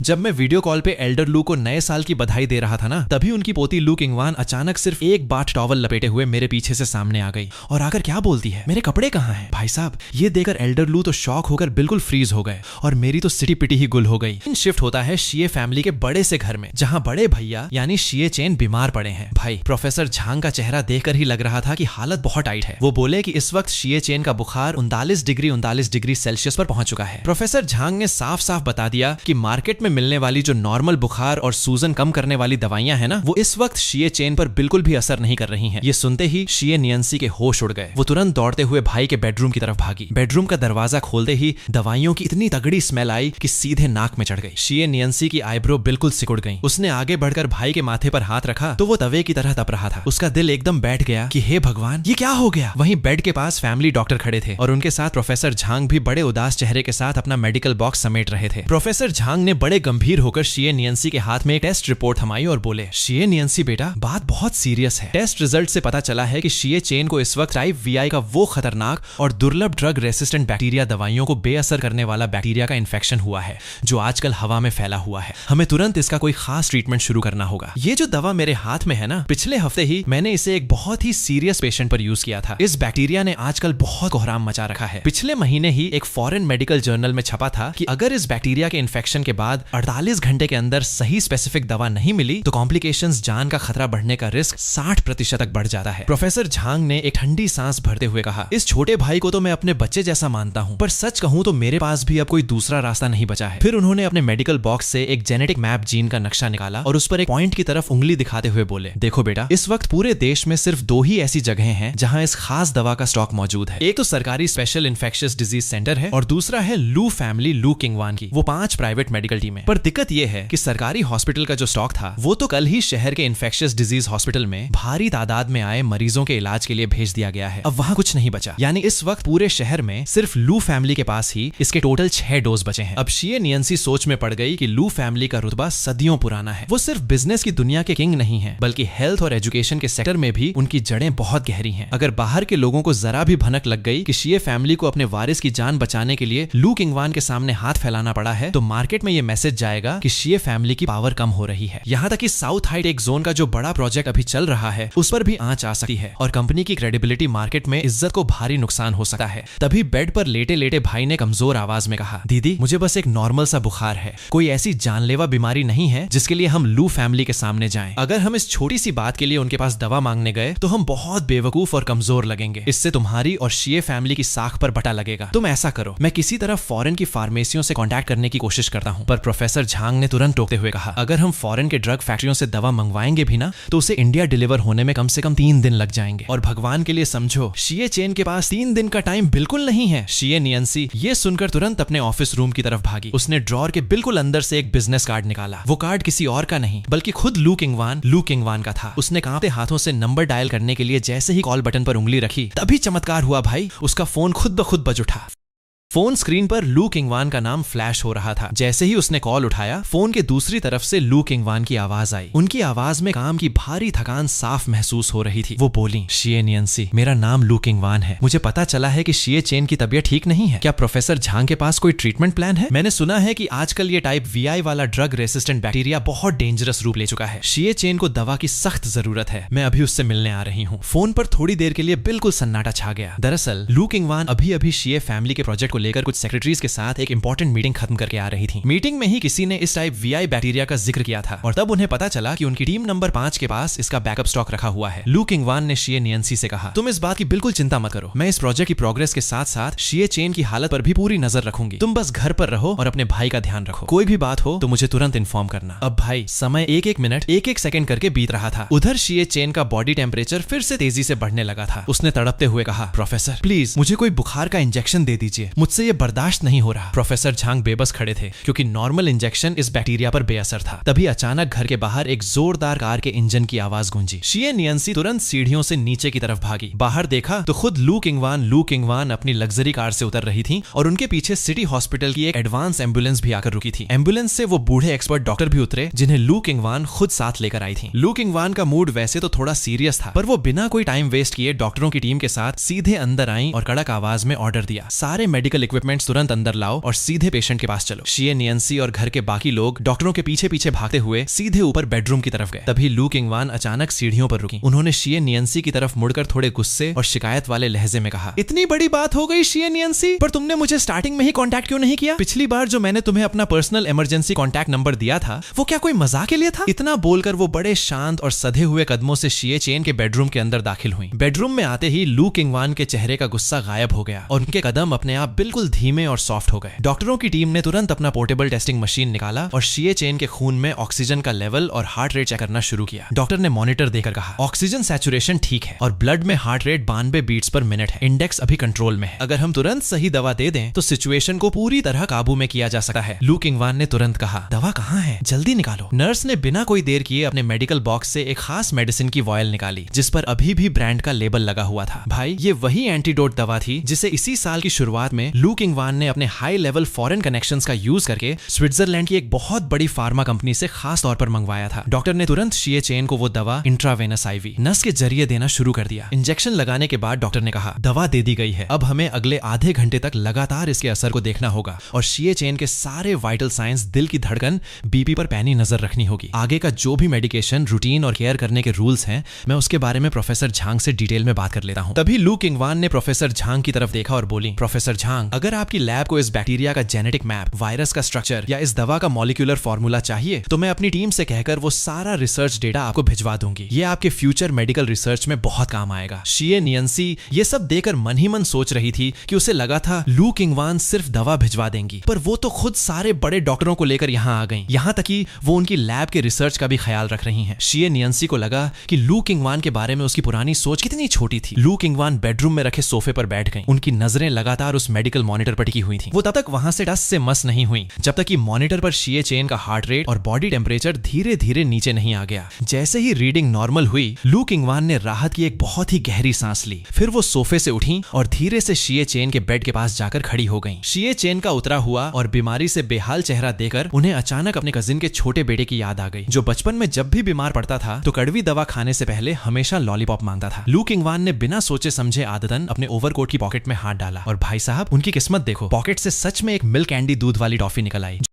जो रंग बिरंगे कैंडी पेपर में लिपी हुई थी। वो बेड की तरफ थोड़ा और झुकी। उनकी कड़क आवाज एकदम मखमली और सॉफ्ट हो गई। वो शिये चेन के कान के पास धीरे से फुसफुसाकर बोली, चलो अपना मुंह खोलो, ये मीठी कैंडी खा लो, इससे दवा का कड़वा स्वाद चला जाएगा और तुम्हें अच्छा लगेगा। इसकी खुशबू बहुत अच्छी है। लू किंगवान, जो हमेशा बर्फ की तरह ठंडी और कड़क रहती थी, उनकी आंखों में उस वक्त एक ऐसी नरमी और ममता थी जिसे देखकर कमरे में खड़ा हर एक बंदा हैरान रह गया। खुद लू किंगवान को भी जब रियलाइज हुआ कि उन्होंने क्या कर दिया तो उनके खूबसूरत चेहरे पर एक पल के लिए झिझक और कंफ्यूजन साफ दिखाई दिया। वो तुरंत खुद को संभाल कर पीछे हटी और वापस सोफे पर जाकर बैठ गईं। उन्होंने टेबल पर रखी गर्म चाय का एक सिप लिया और शिये चेन को वो कैंडी खाने दी। तकरीबन आधे घंटे के बाद मॉनिटर पर शिये चेन का बुखार गिरकर 38 डिग्री सेल्सियस पर आ गया था और दिल की धड़कन भी पूरी तरह स्टेबल हो चुकी थी। डॉक्टर ने दोबारा चेकअप करने के बाद लू किंगवान से कहा, मैम, मिस्टर शिये के सारे वाइटल पैरामीटर्स अब बिल्कुल नॉर्मल और सेफ हैं। अब डरने की कोई बात नहीं है। आगे बस इन्हें टाइम पर दवाइयां देनी है। मैं प्रेस्क्रिप्शन और कुछ जरूरी परहेज की लिस्ट यहाँ छोड़ रहा हूँ। अगर रात में कोई भी इमरजेंसी हो तो आप मुझे किसी भी वक्त कॉल कर सकती हैं। लू किंगवान ने हाँ में सिर हिलाया और खड़ी हो गईं। उन्होंने देखा कि नर्स और प्रोफेसर झांग अभी भी अलर्ट मोड में खड़े हैं, तो वो बोली, चलिए हम सब बाहर लिविंग रूम में चलते हैं। इन्हें अब आराम करने की जरूरत है, यहाँ डिस्टर्ब मत करो। सब लोग नीचे बड़े हॉल में आ गए। शिये नियंसी ने बड़े आदर के साथ खुद लू किंगवान के लिए गर्म चाय बनाई और कप आगे बढ़ाते हुए बोली, लू बॉस, इस बार आपने जो किया है उसके लिए हमारे पास थैंक यू बोलने के लिए शब्द नहीं है। ये दवा बहुत ही कीमती और रेयर है। इसका जो भी मार्केट प्राइस या खर्च है हम वो पूरा पे करेंगे। पर लू किंगवान ने चाय का कप टेबल पर रखते हुए तुरंत मना कर दिया और और बोली, इसकी कोई जरूरत नहीं है। ये दवा वैसे भी हमारी लैब स्पेशल रिसर्च के लिए रखती है ताकि इस खतरनाक बैक्टीरिया का तोड़ निकाला जा सके, और ये सब पब्लिक हेल्थ की सेफ्टी के लिए ही है। हमारी कंपनी वैसे भी हर साल पब्लिक हेल्थ केयर में जितना पैसा डोनेट करती है उसकी वैल्यू इन दवाइयों से कहीं ज्यादा है। तुम पैसों की बात मत करो, बल्कि इसे साउथ चाइना प्रोजेक्ट का एक हिस्सा समझो। वैसे मैंने उस प्रोजेक्ट का जो पुराना प्लान तुम लोगों ने बनाया था वो पूरा देखा है। उसमें अभी भी कुछ डिटेल्स को और बेहतर किया जा सकता है। शिए नियंसी ने ध्यान से सुना। लू किंगवान आगे बोली, जैसे कि कंस्ट्रक्शन साइट पर जो सैनिटाइजेशन और डिसइंफेक्शन का प्रोसेस है उसे और तगड़ा करना होगा, और वहां काम करने वाले मजदूरों की हेल्थ की रेगुलर मॉनिटरिंग करनी होगी। मैंने अपने सेक्रेटरी से कहकर उसमें कुछ खास सेफ्टी मेजर्स उपाय जुड़वा दिए हैं। तुम वो नया ब्रोशर और टास्क फाइल मंगवाकर एक बार अच्छे से देख लेना। शिए नियंसी के दिल में लू किंगवान के लिए इज्जत और तारीफ की एक बहुत बड़ी लहर दौड़ गई कि ये लेडी बिजनेस और ह्यूमैनिटी दोनों को कितने परफेक्ट तरीके से बैलेंस करती है। तभी लू किंगवान ने दीवार पर लगी घड़ी की तरफ देखा। काफी देर हो चुकी थी। वो बोली, चलो काफी टाइम हो गया है, मुझे अब वापस कंपनी निकलना होगा। वो बिना एक सेकंड भी और रुके सीधे बाहर खड़ी अपनी कार की तरफ बढ़ गई। जैसे ही उन्होंने कार का दरवाजा खोलने के लिए उस ठंडे हैंडल पर हाथ रखा, उनके कदम अचानक रुक गए। उन्होंने कुछ सोचकर अपनी बोलने की स्पीड को थोड़ा धीमा किया और शिए नियंसी की तरफ मुड़कर बड़े ही शांत अंदाज में बोली, जब शिए चेन को होश आ जाए और वो पूरी तरह जाग जाए तो उसे मेरी तरफ से कह देना। अगले दिन सुबह सुबह जब मेरी आंखें खुली तो दिमाग का फ्यूज उड़ा हुआ था, पर धीरे धीरे मैं पूरी तरह होश में आ गया। उंगलियों में थोड़ी हलचल हुई तो देखा कि मेरी दीदी मेरा हाथ थामे बिस्तर के कोने पर ही सिर टिकाए एकदम घोड़े बेचकर सो रही थी। तभी मेरी दीदी की नींद खुली और वो हड़बड़ा कर बोली, भगवान का शुक्र है, ए चैन तुम जाग गए। अब कैसा लग रहा है भाई? कहीं कोई दिक्कत या तकलीफ तो नहीं है? मैंने एकदम शरीफ बच्चे की तरह सिर हिलाया और उठकर बैठ गया। तभी मेरी नजर बेड साइड टेबल पर रखी टॉफी के रैपर पर गई तो मैंने असमंजस में पूछा, ये टॉफी आखिर कहाँ से टपक पड़ी? मुझे ऐसा लग रहा है जैसे सपने में कोई परी मुझे अपने हाथों से टॉफी खिला रही थी। फिर मैंने कल की पूरी रामायण शुरू से लेकर अंत तक अपनी दीदी को सुना दी। उस वक्त मेरे दिल में एक बड़ी प्यारी सी गर्माहट महसूस हुई। भाई मानना पड़ेगा, लू किंगयुआन वाकई दिल की बहुत अच्छी इंसान है, बिल्कुल हीरा आदमी। उसी वक्त लू किंगयुआन के फोन की घंटी बजी। दूसरी तरफ शेन वेनवेन फुल इन्विटेशन मोड में थी, जिसने कहा, आज रात मेरे घर महफिल में आ जाओ ना, मैंने ली आंटी से कहकर तुम्हारी पसंद का कड़क मटन सूप शीप सूप बनवाया है, स्वाद एकदम लल्लन टॉप है। लू किंगयुआन ने उसका इन्विटेशन मान लिया। शेन परिवार और लू परिवार पुरानी पीढ़ियों से गहरे पारिवारिक मित्र यानी एकदम पक्के लंगोटिया यार रहे हैं, और लू किंगयुआन और शेन वेनवेन भी बचपन से एक साथ धूल मिट्टी में खेल कूद कर बड़े हुए हैं। लू किंगयुआन आखिरकार जब शेन वेनवेन के घर पहुंची और कार का दरवाजा खोलकर घड़ी की तरफ देखा तो ठीक 7 बज रहे थे। 1 मिनट का भी ऊपर नीचे नहीं, फुल पंक्चुअलिटी। शेन वेनवेन ने देखते ही कहा, चलो चलो जल्दी अंदर आओ, सब तुम्हारा ही इंतजार कर रहे हैं, जैसे कोई दूल्हे का करता है। जंग रुई और जाओ कीन वगैरह तो मुफ्त के खाने के चक्कर में बहुत पहले ही आ चुके थे। खाना खाने के बाद सब लोग एक साथ बैठकर हाल फिलहाल की नई नई गॉसिप्स और चटपटी बातों पर चर्चा करने लगे।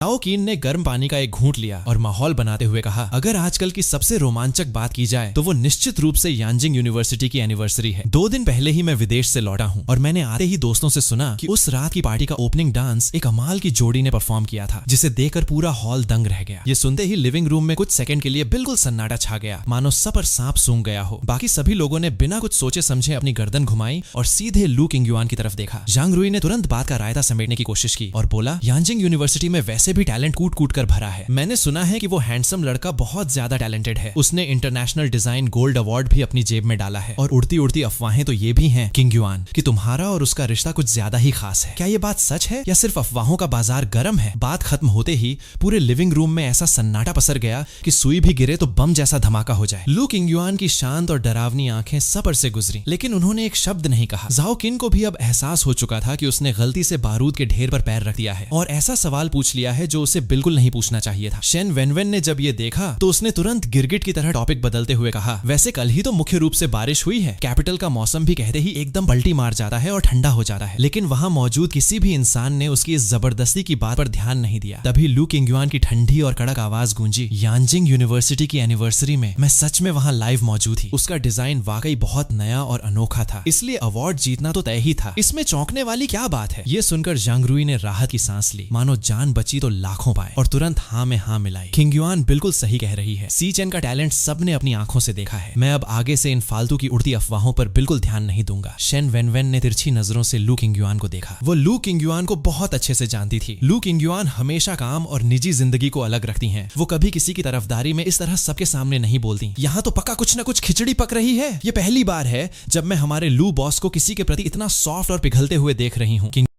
युआन, तुमने तो काफी गहरा गेम खेल रखा है और राज छुपा कर रखा है। जंग रुई और जाओ कीन को बिल्कुल उम्मीद नहीं थी कि शेन वेनवेन सीधे इस तरह मौत को दावत देगी और मजाक उड़ाएगी। उधर लू किंगयुआन के दिल में इस बात को लेकर काफी तनाव बढ़ गया था। शेन वेनवेन फिर भी नहीं रुकी और बोली, किंगयुआन, शी चेन हैंडसम भी है और टैलेंटेड भी। यकीनन बहुत सी लड़कियां उस पर लाइन मारती होंगी और उसे पसंद करती होंगी। सच बताना, अगर तुम्हें खुद उससे बोलने में शर्म आ रही है तो क्या मैं तुम्हारी सेटिंग कराने के लिए जाकर तुम्हारी तरफ से उससे बात करूं? ये सुनते ही लू शिंगयुआन की आवाज अचानक इतनी ठंडी हो गई कि सामने वाले का खून जम जाए। शेन वेनवेन के चेहरे की 32 दांतों वाली मुस्कान तुरंत वहीं की वहीं फ्रीज हो गई। ये सचमुच लू शिंगयुआन की दुखती रग को जोर से दबाने जैसा था। शायद ऐसा इसलिए हुआ क्योंकि मैं अपनी मर्जी से रिश्ता जोड़ने की कोशिश कर रही थी। लू किंगयुआन ने कड़क कर कहा, क्या तुम आजकल कुछ ज्यादा ही वैली हो गई हो जो ये सब कर रही हो? नहीं किंगयुआन, मैंने तो बस ऐसे ही मजाक में कह दिया था। मेरा कोई गलत इरादा नहीं था। पैर छूती हूँ भाई। साई चेन अब लू किंगयुआन के दिल का टुकड़ा बन चुका है। शेन वेनवेन को आखिरकार अपनी गलती समझ आ गई। वो एक डांट खाए बच्चे की तरह अपना सिर झुकाकर भीगी बिल्ली बन गई और चुपके से आंखें उठाकर सोफे पर वापस टिकर आंखें बंद कर चुकी। लू किंगयुआन को देखने लगी। वो दिल ही दिल में कह रही थी, कोई मुझे शेरनी से बचाओ। तभी माहौल बदलने के लिए किसी ने चाय की चुस्की ली और कहा, ये चाय सच में बहुत कड़क है, काफी महंगी होगी ना? वेनवेन, ये चाय तुमने कहां से ब्लैक में खरीदी? मैं भी थोड़ी खरीद लेता हूँ ताकि मेरी गर्लफ्रेंड भी इसे चख सके। अरे ये तो मैंने बस अपने पापा के यहाँ से हाथ साफ कर दिया था और उड़ा ली थी। रुको, मैं अपने पापा से पूछकर तुम्हें बताऊंगी। जब लू किंगयुआन ने उनकी इस फालतू की बातचीत में हिस्सा लेना बंद कर दिया तो बाकी दोनों भी ज्यादा देर नहीं बैठे। जाओ किन ने जंग रुई का हाथ खींचा और बोला, मेरा थोड़ा काम है तो हम पहले पतली गली से निकलना चाहते हैं। शेन वेनवेन उन्हें दरवाजे तक टाटा बाय बाय करने गई। जब वो वापस लौटी तो देखा कि लू किंगयुआन ने अपनी डरावनी आंखें खोल ली थी। किंगयुआन, मुझे सच में अपनी गलती का एहसास है। मुझे फालतू की बकवास नहीं करनी चाहिए थी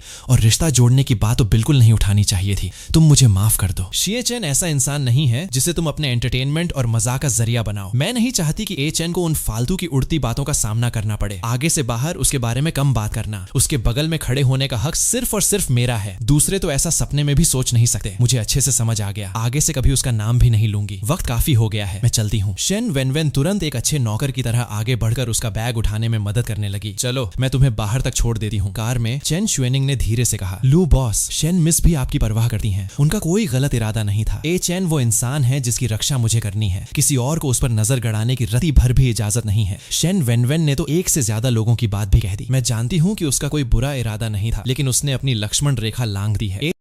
एचएन सर्कल के उन मर्दों जैसा नहीं है जिनके साथ जब मर्जी मजाक किया जाए या जबरदस्ती रिश्ता जोड़ा जाए। वो मेरा इंसान है। किसी और को बीच में आकर दलाल या मैच मेकर बनने की जरूरत नहीं है। लू बॉस को शाई मिस्टर से सच में एकदम लैला मजनू वाला सच्चा प्यार हो गया है। वो अफवाहें अगर बाहर फैली तो सच में उनके नाम के लिए अच्छा नहीं होगा। आगे से अगर किसी ने भी मेरे और उसके बारे में कोई भी फालतू बात की तो सीधे उसका मुंह बंद कर देना और बात दबा देना। जी बिल्कुल लू बॉस। कार लू किंगयुआन के घर के गेट पर पहुंची। चेन शुएनिंग कार को अंदर ले जाने ही वाली थी कि लू किंगयुआन ने अचानक ब्रेक लगवाया और कहा, यांजिंग यूनिवर्सिटी के पास वाली उस डेजर्ट शॉप पर चलो। पिछली बार जब साई चेन बीमार पड़ा था तो लू बॉस ने इसी दुकान की मिल्क कैंडी से छोटे बच्चे की तरह बहलाकर उसे कड़वी दवा पिलाई थी। डेजर्ट शॉप के बंद होने का वक्त होने ही वाला था। मालिक ने लू किंगयुआन को अंदर आते देखा तो तुरंत वीआईपी ट्रीटमेंट देने के लिए आगे बढ़ा। क्या वही पिछली बार वाली मिल्क कैंडी ही लेनी है? हाँ, 2 डिब्बे और पैक कर दो। घर पहुंचकर लू किंगयुआन ने मिल्क कैंडी को स्टडी रूम के दराज में सबसे सामने वाली जगह पर रख दिया। उन्हें 2 दिन पहले शाई क्यांग का भेजा हुआ मैसेज याद आया। लू बॉस, ए चेन ने डिजाइन कॉन्टेस्ट में गोल्ड मेडल जीतकर झंडे गाड़ दिए हैं। उसने कहा कि आपके इस सपोर्ट के लिए बहुत बहुत शुक्रिया। मैं पहले से ही जानती थी कि ए चेन मुझे कभी नीचा देखने नहीं देगा और मुझे जो करने की जरूरत है वो सिर्फ उसकी हिफाजत नहीं है बल्कि उसे धीरे धीरे मेरी आदत लगानी है, मेरी देखभाल का आदी बनाना है, जब तक कि वो मेरे बिना एक पल भी न रह सके। इस जिंदगी में वो सिर्फ मेरा ही हो सकता है। जिसकी भी हिम्मत हुई उस पर डोरे डालने की, मैं उस इंसान को छठी का दूध याद दिला दूंगी। मैं वॉकिंग स्ट्रीट के एंट्रेंस पर खड़ा था, हाथ में साइड एड की दी हुई पर्ची को ऐसे कसकर पकड़े हुए था जैसे कोई खजाना हो। अगले हफ्ते मेरे दादाजी का 80वां जन्मदिन है। दादाजी जिंदगी भर प्राचीन कलाकृतियों और पेंटिंग्स के ऐसे दीवाने रहे हैं कि साधारण चीजों को तो वो घास भी नहीं डालते। मैंने पहले एंटीक मार्केट से एक डुआंगशी इंकस्टोन ढूंढने का सोचा था, लेकिन पिछले हफ्ते पापा से सुना कि दादाजी आजकल अक्सर एक पुराने इंकस्टोन के लिए बच्चों की तरह बड़बड़ाते रहते हैं। इसलिए पापा ने मुझे इस फ्यू वान यान नाम की गुप्त जगह का पता दिया था। मैंने एंटीक चीजों की समझ रखने वाले कुछ 1.5 शाने दोस्तों से पूछा था, लेकिन उन्होंने कभी इसके बारे में नहीं सुना था। बस धुंधला सा याद था कि किसी ने जिक्र किया था कि ये वॉकिंग स्ट्रीट की गहराइयों में छुपा हुआ एक VIP वीआईपी प्राइवेट क्लब है जो सिर्फ पुराने और खास ग्राहकों के लिए खुलता है। करीब 20 मिनट पैदल चलने के बाद मेरी नजर अनजाने में एक संकरी सी पतली गली पर पड़ी। गली के मुहाने पर एक ब्लैकवुड का साइन बोर्ड लटका हुआ था जो ज्यादा तड़क भड़क वाला नहीं था। मैं तेजी से गली के अंदर गया और हाथ बढ़ाकर तांबे के भारी डोर नॉक को खटखटाया। तभी एक वेटर ने अपना सिर बाहर निकाला और पूछा, एक्सक्यूज मी सर, क्या आपका कोई अपॉइंटमेंट है? अपॉइंटमेंट? मुझे उम्मीद नहीं थी कि इस छोटी सी जगह पर आने के लिए भी पहले से इतनी नौटंकी और बुकिंग करनी पड़ेगी। हेलो, मैं शी कियांग का बेटा हूँ। मेरे पापा ने कहा था कि यहाँ जन्मदिन के लिए एकदम कड़क तोहफा मिल जाएगा, इसलिए मुझे यहाँ देखने के लिए भेजा है। साई कियांग कौन है? वेटर की आंखों में असमंजस की एक लकीर तैर गई, मानो उसने किसी एलियन का नाम सुन लिया हो। ठीक उसी वक्त हवा का एक तेज झोंका आया। मेरी कोहनी पर टंगा हुआ काला छाता हवा से थोड़ा हिल गया। वेटर की नजर जैसे ही छाते के ऊपर बने खास एम्बलम लोगो पर पड़ी, उसका पहले का अकड़ू और रूखा रवैया तुरंत 180 डिग्री घूमकर बेहद सम्मानजनक और जी हुजूर वाले व्यवहार में बदल गया। तो आप लू बॉस के दोस्त हैं? अरे सर, कृपया जल्दी अंदर आइए। अभी जो भी नासमझी में गुस्ताखी हुई उसके लिए कृपया अपने इस छोटे भाई को क्षमा करें।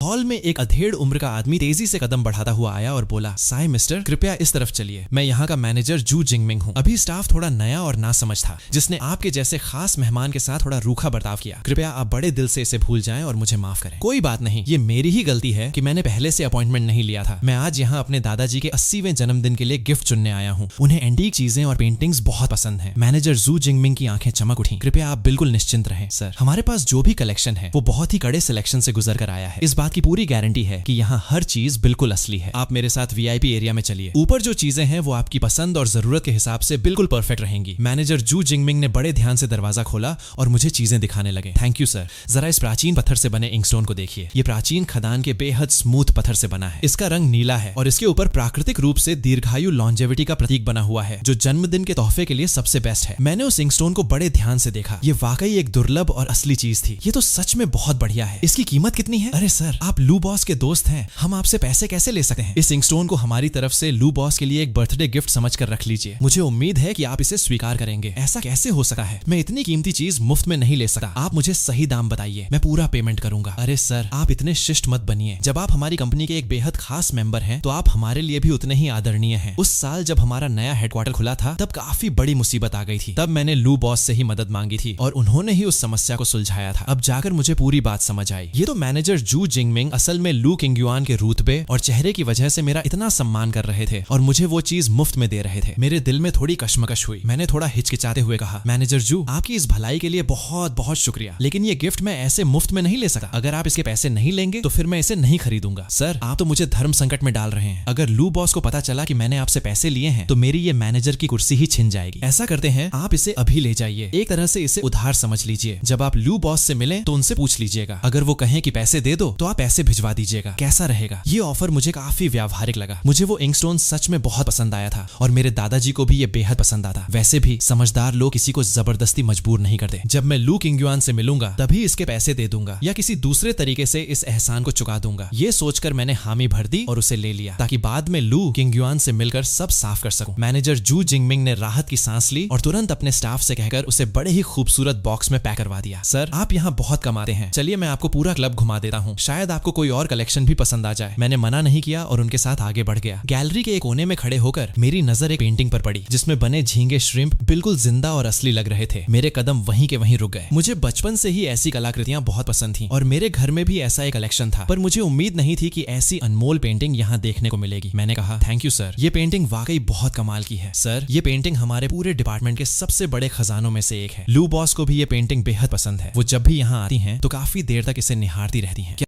क्या लू बॉस को भी पेंटिंग्स का शौक है? मैंने थोड़े अचरज से पूछा। मेरे दिमाग में तो यही था कि लू किंगयुआन हमेशा बिजनेस में बिजी रहती हैं। मुझे यकीन नहीं हो रहा था कि उन्हें इस चीज में इतना इंटरेस्ट है। बिल्कुल सर, लू बॉस को सिर्फ कैलीग्राफी ही नहीं पसंद बल्कि वो इस पर गहरी रिसर्च भी रखती हैं। पिछले साल हमारे ऑफिस में एक पेंटिंग की नीलामी हुई थी जिसमें एक युवा कलाकार की नकली पेंटिंग शामिल थी। बड़े बड़े एक्सपर्ट्स भी उस धोखे को नहीं पकड़ पाए थे, लेकिन लू बॉस ने बस एक नजर में ही उस नकली पेंटिंग की कमियां निकाल कर रख दी थी। हम सब तो देखते ही रह गए थे। ये सुनकर मेरे मन में लू किंगयुआन की इज्जत और ज्यादा बढ़ गई। वो सिर्फ कलाकारों के स्टाइल को ही नहीं समझती बल्कि पेंटिंग की बारीकियों पर भी उनकी कमाल की पकड़ है। मैनेजर जू ने कहा, मुझे तो पहले लगा था कि आप बस लू बॉस के साथ थोड़े बहुत परिचय की वजह से यहाँ आए हैं, पर मुझे नहीं पता था कि आपकी खुद की कलात्मक समझ इतनी गहरी है। आप सचमुच लू बॉस की खास पसंद बनने के हकदार हैं। विजिट खत्म होने के बाद मैनेजर जू खुद मुझे दरवाजे तक छोड़ने आए और वेटर से मेरा छाता वापस दिलाया। थैंक यू सर, रास्ते में ध्यान रखिएगा। आगे कभी भी कोई जरूरत हो तो बस एक कॉल कर दीजिएगा, मैं हाजिर रहूंगा। मैंने उनका कार्ड और बॉक्स लिया और गली से बाहर आ गया। बाहर सड़क के किनारे लू किंगयुआन की ब्लैक ऑडी कार खड़ी थी। मैं तुरंत उसकी तरफ बढ़ा और हाथ में पकड़ा हुआ बॉक्स दिखाया। कार में बैठे ही उसने पूछा, तो गिफ्ट चुन लिया? मैंने अंदर रखा हुआ इंकस्टोन दिखाते हुए कहा, हाँ, मैंने दादाजी के बर्थडे गिफ्ट के लिए इसे चुना है। मैनेजर जू आपके रुतबे की वजह से इसे मुफ्त में दे रहे थे और कह रहे थे कि आपसे पूछने के बाद ही पैसे तय होंगे। ये इंकस्टोन खरीदने के पैसे हैं, मैं इसे अभी तुम्हें दे देता हूँ। मैंने अपनी जेब से कार्ड बाहर निकाला। लू किंगयुआन ने मुस्कुराते हुए कहा, मैनेजर जू की बात सुनो, वो इंकस्टोन कोई बहुत ज्यादा कीमती नहीं है। इसे मेरी तरफ से तुम्हारे दादाजी के लिए एक बर्थडे गिफ्ट समझ लो। तुम्हारे दादाजी का 80वां जन्मदिन है, मुझे तो खुद उनके लिए कोई तोहफा तैयार रखना चाहिए था। इसी बहाने मेरी तरफ से थोड़ा सम्मान प्रकट हो जाएगा। ऐसा कैसे हो सकता है? तुमने पिछली बार भी मेरी इतनी मदद की थी, मैं अब और गिफ्ट नहीं ले सकता। तुम मुझसे इतने औपचारिक क्यों हो रहे हो? मेरे मन में तुम्हारे दादाजी के लिए हमेशा से बहुत आदर रहा है। उनके जन्मदिन पर गिफ्ट देना बिल्कुल सही बात है। लू किंगयुआन ने मेरे हाथ से वो बॉक्स लिया और एक नजर देखते हुए कहा, इसका टेक्सचर वाकई बहुत बढ़िया है, तुम्हारे दादाजी को ये बहुत पसंद आएगा। चलो अब मैं तुम्हें घर छोड़ देती हूँ और रास्ते में तुम्हारे दादाजी की बर्थडे पार्टी के बारे में बात करते हैं कि क्या क्या तैयारियां करनी है। पूरी कार में एक हल्की सी भीनी खुशबू बिखरी हुई थी जो बिल्कुल लू किंगयुआन के शरीर की खुशबू जैसी थी। तुम्हारे दादाजी के बर्थडे की तैयारियां कहाँ तक पहुंची? लगभग सब तैयार है। पार्टी घर पर ही होगी और सिर्फ परिवार के लोग और दादाजी के कुछ पुराने दोस्त ही शामिल होंगे। मेरे पापा तो होटल में करना चाहते थे, पर दादाजी को दिखावा बिल्कुल पसंद नहीं है, इसलिए इसे थोड़ा सिंपल ही रखा है। तुम्हारे दादाजी बिल्कुल सही कहते हैं, तड़क भड़क मायने नहीं रखती, लेकिन दिल से जो जरूरी इंतजाम है वो तो होने ही चाहिए। मैं कुछ बहुत अच्छे शेफ्स को जानती हूँ जो खाना बनाने में एक्सपर्ट हैं। अगर जरूरत हो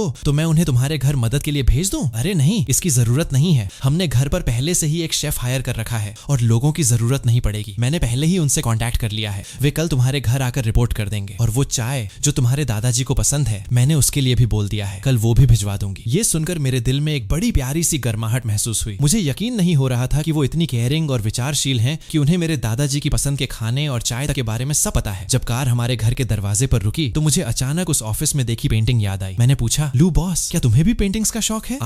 आज मैंने हेडक्वार्टर में एक कमाल की पेंटिंग देखी। क्या वो तुम्हारी है? हाँ, उस पेंटिंग को मैंने सालों तक कलेक्ट करके रखा था। बाद में उसे एग्जीबिशन हॉल में भिजवा दिया ताकि और भी लोग उसकी खूबसूरती देख सकें। वो सचमुच मेरा ही कलेक्शन है। मैंने सोचा कि इतनी कीमती पेंटिंग को ऐसे कोने में क्यों लटकाया गया है। अब समझा कि वो तुम्हारी है। मुझे बचपन से ही वाटर कलर पेंटिंग्स बहुत पसंद है, खासकर वो जिनमें जिंदगी के रंग दिखते हों। अगर तुम्हें पसंद है तो अगली बार मैं तुम्हें अपनी पर्सनल गैलरी ले चलूंगी, जहाँ मैंने बहुत सी पेंटिंग्स और कांच की कलाकृतियां कलेक्ट कर रखी हैं। शायद तुम्हें वो पसंद आए। ये तो बहुत अच्छी बात है। थैंक यू लू किंगयुआन। जब भी मैं उसके साथ होता हूँ मेरी पूरी थकान जैसे गायब हो जाती है और मैं खुद को बिल्कुल हल्का और आजाद महसूस करता हूँ। मेरी इस खुशी को देखकर लू किंगयुआन का मूड भी काफी बढ़िया हो गया। कार जैसे ही रुकी, लू किंगयुआन ने मेरी तरफ अपनी गर्दन घुमाई और उसकी आवाज में एक हल्की सी झिझक थी जो आसानी से पकड़ी नहीं जा सकती थी। मुझे तुमसे कुछ कहना है। आगे से मुझे लू या इस तरह के औपचारिक नामों से मत बुलाना, ये बहुत पराया सा लगता है। अगर तुम्हें बुरा न लगे तो तुम मुझे सिर्फ किंगयुआन कहकर बुला सकते हो। ये सुनते ही मेरे कान चुपके से लाल हो गए। मैंने शर्माते हुए कहा, जी ठीक है, चलो अब घर जाओ और आराम करो। कल मैं चेन शुएनिंग से कहकर शेफ और चाय भिजवा दूंगी। मैं बॉक्स लेकर कार से उतर गया। जब तक कार अंधेरे में ओझल नहीं हो गई मैं वहीं खड़ा रहा और फिर घर के अंदर आ गया। पापा और दीदी लिविंग रूम में ही मेरा इंतजार कर रहे थे। पापा ने पूछा, तुम आ गए? गिफ्ट चुन लिया क्या? हाँ पापा, चुन लिया। एक बहुत ही बेहतरीन पुराना इंकस्टोन मिला है, दादाजी को बेहद पसंद आएगा। फिर मैंने उन्हें लू किंगयुआन से मुलाकात और उस पूरे वाकये के बारे में बताया। पापा ने सिर हिलाया और कुछ सोचते हुए बोले, लू किंगयुआन के बारे में अब आगे से कोई फालतू बात मत करना। यहाँ कहानी में थोड़ा सा ट्विस्ट आता है और लेखक अपने पाठकों से मुखातिब होता है। सबसे पहले मैं अपने उन सभी फैंस और दोस्तों का शुक्रिया अदा करना चाहता हूं